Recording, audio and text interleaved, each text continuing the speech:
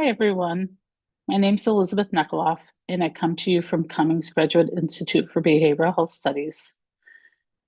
My presentation today is on From Trauma to Resilience, Supporting Adolescents with PTSD. Today's agenda will review post-traumatic stress disorder in adolescents. We'll review the impact on mental health and education. We'll discuss the team that needs to surround an adolescent who's experiencing PTSD. We'll look at the trauma-informed principles, the barriers in implementing those trauma-informed principles, along with treatment options that work best for adolescents with PTSD and what the outcomes look like. Finally, I will wrap up today's presentation with some resources. PTSD occurs when an individual has experienced or witnessed a traumatic event or a series of events. Symptoms include flashbacks, intrusive thoughts, angry outbursts, and self-destructive behavior. The data shows that 3.9% of the population have had PTSD. Within girls, 3% to 15% will be diagnosed, and boys, 1% to 6% will be diagnosed. Adolescent symptoms include impulsivity, self-destructive behavior, and aggressive behaviors, which ironically, if you look at these symptoms, they can reflect many things. I recently attended a presentation where the conversation was about whether it was ADHD or PTSD. And I'll be honest, for years, we've blamed ADHD for a lot of things, especially in child welfare, when we should really be considering it to be PTSD. When looking at PTSD and the impact on mental health and education, we need to look at how trauma has impacted the trajectory of brain development. Adolescents with PTSD are often diagnosed with anxiety and depression. There are a high rate of suicide attempts, a decline in academic performance. And I found this statistic here to be very shocking. 34.5% of students in a recent study reported that they had to repeat a grade due to PTSD. Just imagine if we'd known this beforehand, we could probably prevent some of those failures. Team members that need to surround an adolescent with PTSD when looking at treatment options in a trauma-informed environment.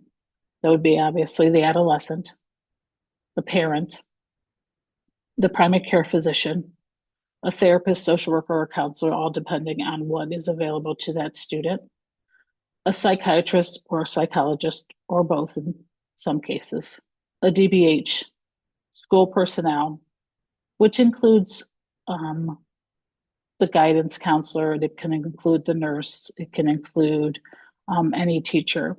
And finally, I think one of the most important things is a support person for that adolescent. I think it's very important that it be driven by the adolescent in order to get buy-in from everybody. When you're looking at the trauma-informed principles to help students with PTSD, these are the 6 principles. Safety, which we can all agree is paramount when working with anybody, but most importantly with adolescents. Trustworthiness and transparency, clear and consistent communication, which can often be difficult when you're working with a lot of people and when you're working cross systems, such as between a hospital or a medical facility and the school. Peer support, building a community. This is extremely important for adolescents also. They need to feel like they are not alone. They need to feel like other people are experiencing this, because as we know, adolescents, they struggle with belonging and making sure that they're not different. Collaboration and mutuality, sharing decision-making and responsibility. When we're talking about adolescents in a school setting for education purposes, we have to make sure who's responsible for what and who's going to lead the meetings and who's going to lead the collaboration. And that's probably where a DBH can come in handy from the hospital side, but also connecting with maybe the school nurse or the counselor. Empowerment and choice, active participation in setting goals. In child welfare, we have a saying is nothing about me without me. So making sure that we have all team members at the table as much as possible in order to make us the best decisions for these adolescents. Cultural and historical and gender awareness. We need to acknowledge and address how these impact the adolescent's trauma experience. Many of times people just believe this is the way we were raised, this is how life is supposed to be, and it's not. So we need to make sure that we understand that, and we need to make sure that we are providing culturally sensitive training and information to the students that we're involved with. Barriers and how to overcome them. And these barriers really look at the systems, whether it's the hospital or the educational setting. So there could be a lack of training of understanding how to implement trauma-informed principles. There could be organizational resistance. You can find this quite often in a facility or a place that says, we've always done it this way.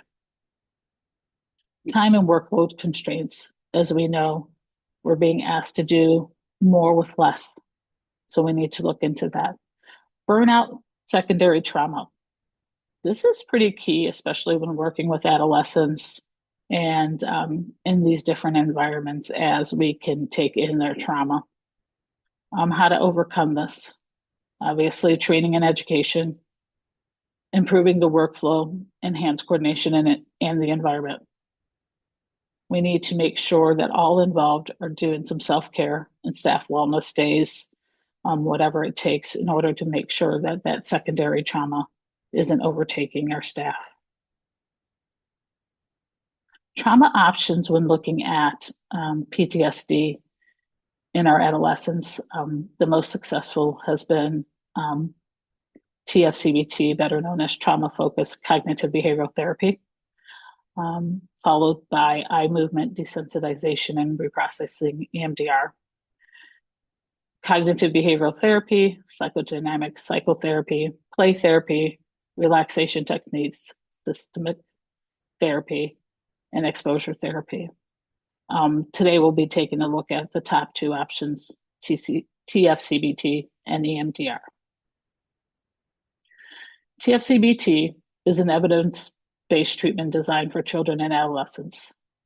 It follows the cognitive behavioral principles that match developmental stages between 12 and 20 sessions. And this can be throughout an extended period of time.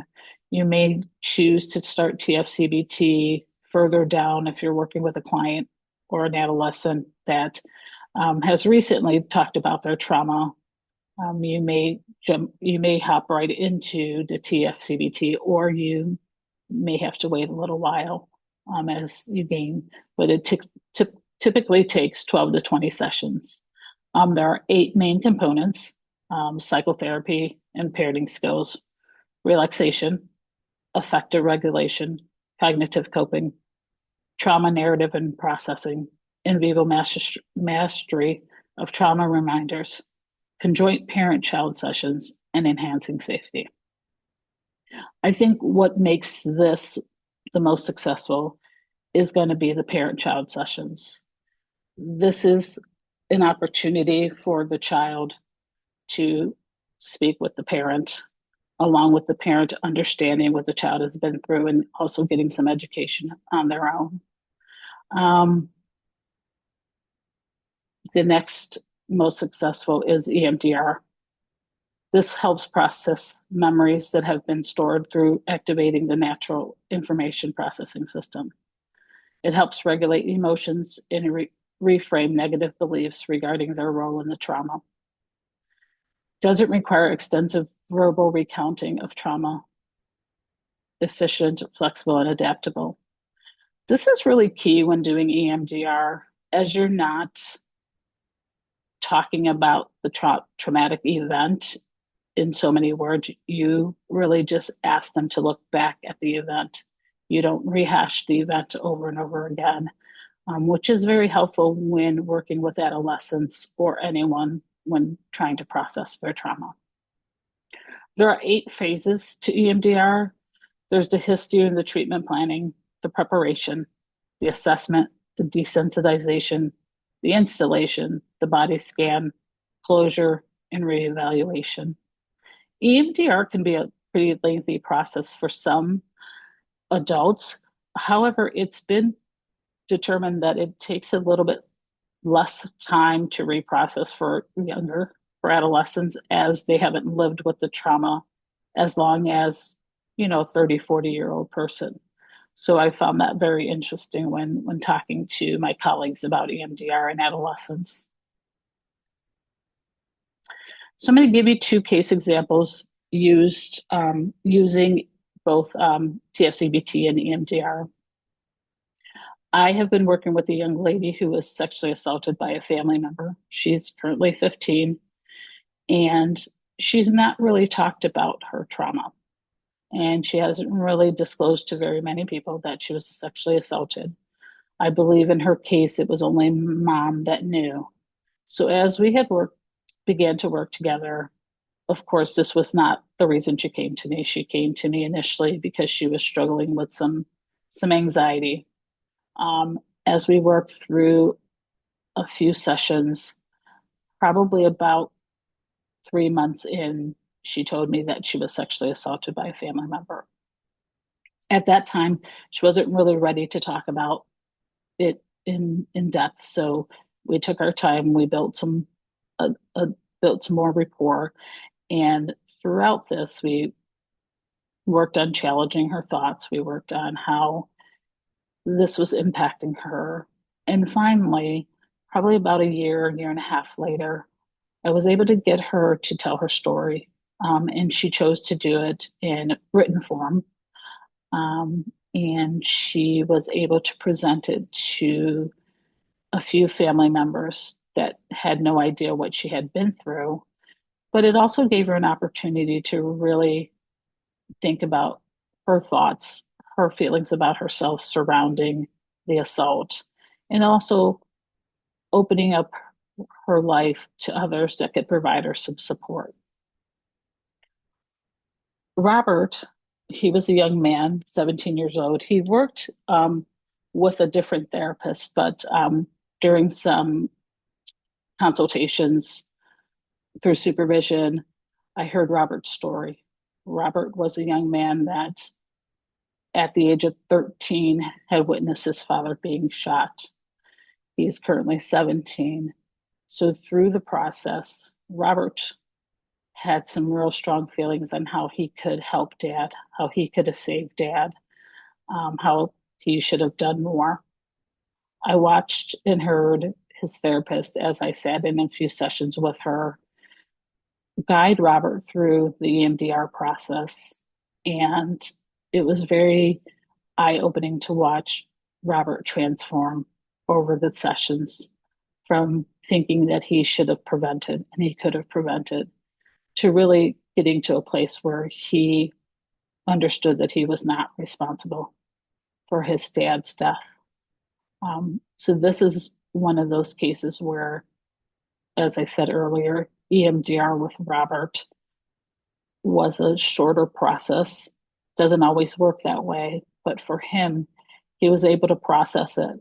It was a story that he had told previously many of times, or to the point where he can now tell the story and doesn't feel like he was responsible for his dad being shot. The outcomes for TFCBT and EMDR and other treatment for adolescents with PTSD are their parent-driven treatment. It's about the youth taking accountability and not taking accountability for things that were not their fault. There's an increase in social and interpersonal skills, the ability to combine with other treatment modalities, given patient options, which I think is very key when you're working with adolescents. Even if you're doing TFCBT or EMDR, sometimes students come in and they don't want to talk about that today. They want to talk about something else. So it gives them the option to just continue to talk about what they need to talk about in that moment. Parent involvement and understanding. This is really key when it comes to PTSD because parents, um, there's a component that they need to understand and they need to be involved so that they can provide a setting for their son or daughter to heal and for the family to heal. We want to decrease in anxiety and depression, decrease physical symptoms, and improve overall health. And obviously, we would definitely want to touch upon that educational improvements so that students aren't repeating grades. They are being um, identified and receiving the treatment they need to be successful in an educational setting.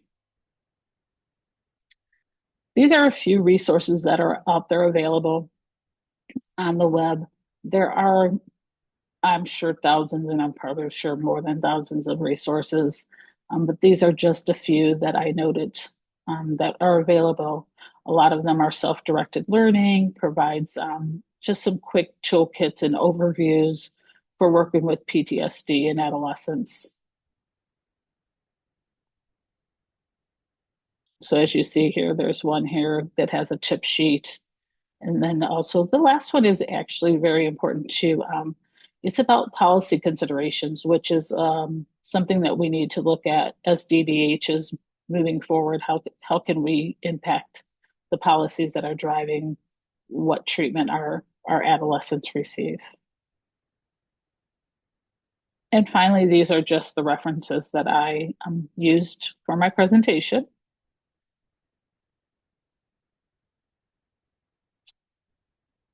And thank you for coming, and I appreciate you. If you have any questions, feel free to reach out to me at enekaloff@cgi.edu.